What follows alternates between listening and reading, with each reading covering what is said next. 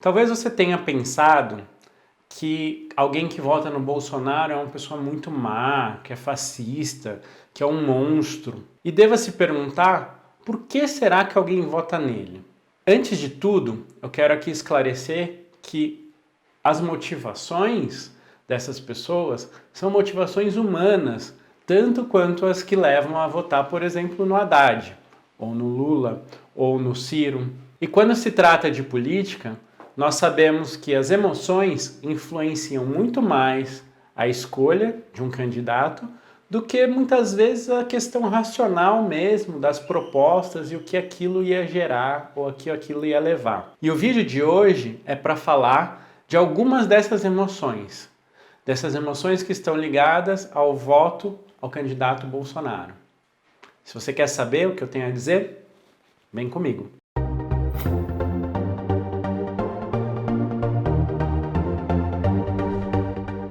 Eu sou o psicólogo Ronaldo Coelho e esse é o canal Conversa Psi.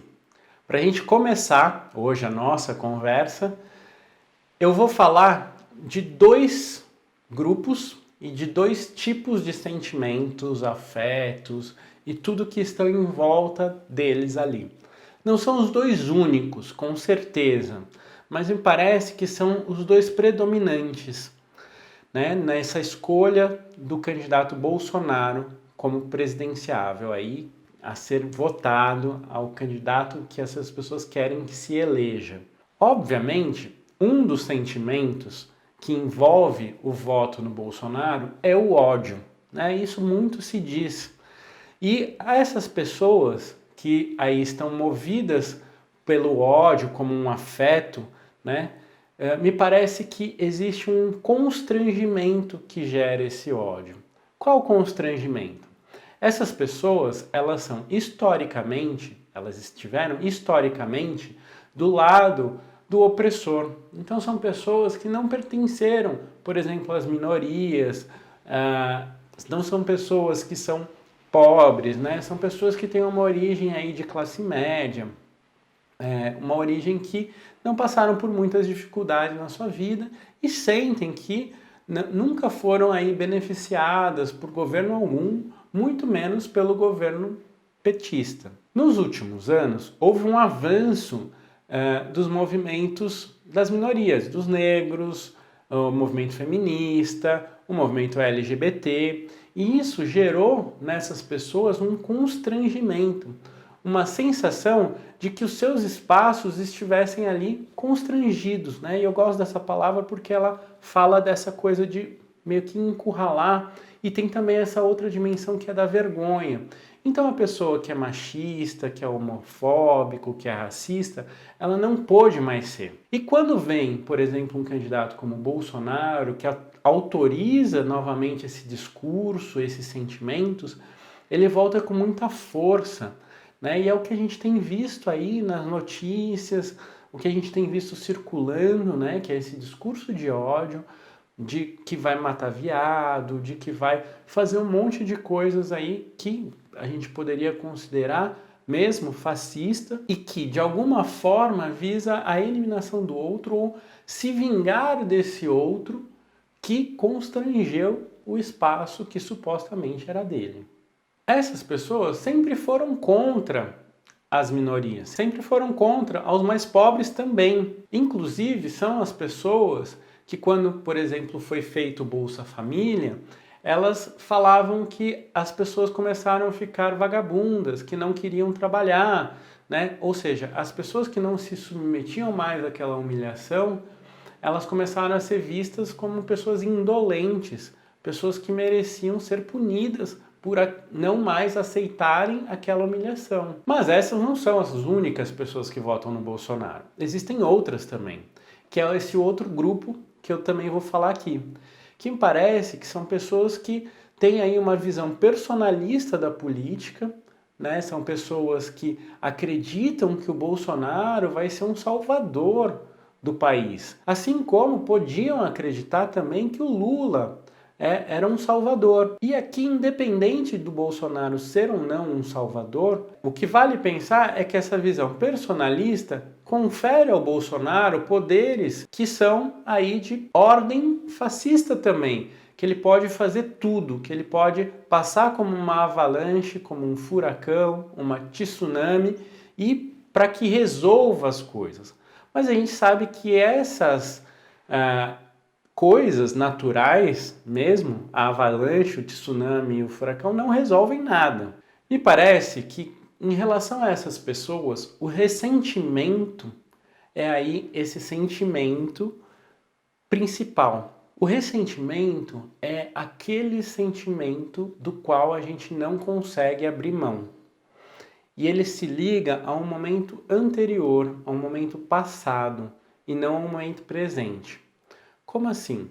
São pessoas que antes estavam do lado do oprimido e hoje se sentem ou gostariam de estar do lado do opressor. Inclusive aqui é importante a gente colocar uma frase do Paulo Freire muito famosa, que é: quando a educação não é libertadora, o sonho do oprimido é se tornar o opressor. Então essas pessoas ascenderam justamente aí nesses últimos anos de governo petista. Mas elas têm uma ideia, uma memória de que elas não ascenderam por conta do governo, mas porque elas ralaram muito. E sem dúvida, elas devem ter ralado muito, porque todas as políticas sociais do governo foi para que as pessoas tivessem mais oportunidades e não que deu o peixe para alguém. Então, as pessoas que conseguiram ascensão social, cultural, econômica, elas têm aí uma história de muita batalha, com certeza. Só que essas pessoas entendem que tudo que elas conseguiram foi por mérito próprio e que o governo não ajudou em nada. Sendo assim, elas acham que é importante vir um governo, não um governo que ajude as pessoas, né, ou que seja mais ali compreensivo com o erro, que democratize oportunidades, mas um governo autoritário, como eu disse no vídeo da semana passada. Esse governo mais autoritário, ele faria o quê? Justamente que as pessoas que são oprimidas, elas continuassem a ser oprimidas, que o Estado não ajudasse ninguém, porque ela sente que, como o Estado não ajudou ela, por que vai ajudar outra pessoa? Desse modo, esse ressentimento, né, porque é um sentimento dolorido, de mágoa do passado, e é um ressentimento porque essa mágoa do passado ela é reeditada no presente. Não é um sentimento atual, é um sentimento que é atualizado. Esse ressentimento, ele gera uma vontade de vingança na pessoa. E essa vingança, ela se dirige ao oprimido. Como eu disse na frase do Paulo Freire, ela se vinga do oprimido e não do opressor. No primeiro caso, também há um desejo de vingança. E um desejo de vingança daquele que constrangeu a pessoa. Então, novamente, se vinga no oprimido. E aí você vai me perguntar, mas Ronaldo, não tem o que fazer então? Como que a gente conversa com essas pessoas? O que é possível fazer para que esses afetos, esses sentimentos se transformem, para que eles mudem? Há sim o que se fazer. E eu vou começar por esse segundo grupo. Em relação a esse segundo grupo, será necessária uma reconfiguração da memória. Será necessário essas pessoas entenderem e perceberem que por mais que elas tenham se esforçado muito, houve sim políticas sociais que possibilitaram que esse avanço fosse viável na vida dela, para que ela tivesse uma vida próspera, por pior que tenha sido o caminho dela, por mais difícil que tenha sido conseguir tudo que ela conseguiu. Então é necessário também uma relativização daquele discurso da meritocracia. E nesse sentido, somente o perdão é que pode ressignificar o ressentimento. Somente o perdão pode libertar a pessoa do ressentimento. Porque o ato de perdoar implica que eu entenda que aquela pessoa que é oprimida, ela não precisa continuar sendo oprimida para que eu esteja do lado do opressor. Porque essa é a fantasia, que quando eu me vingo do oprimido, eu estou automaticamente do lado do opressor. Isso na prática se faz mesmo, né?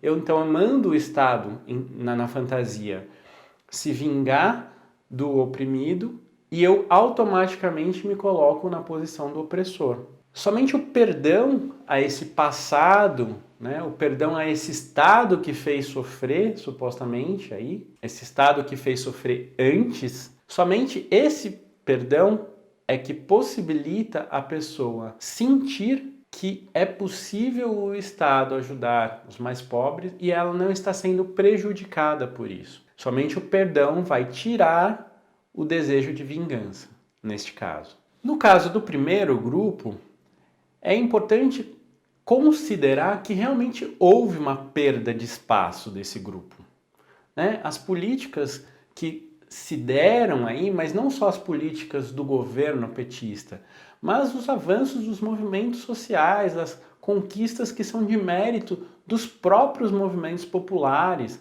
do movimento feminista, do movimento negro, de todos esses movimentos. Esses avanços fez com que a parcela que era mais opressora, ela perdeu realmente espaço. Contudo, é importante se perguntar e fazer com que o outro se pergunte se aquele espaço que antes era ocupado por ele era realmente justo, se era realmente dele de direito, porque ele foi herdado. Com certeza foi herdado, e foi herdado historicamente. E para isso, inclusive, eu indico um vídeo meu que é Dia Nacional da Consciência Branca, vai passar aqui.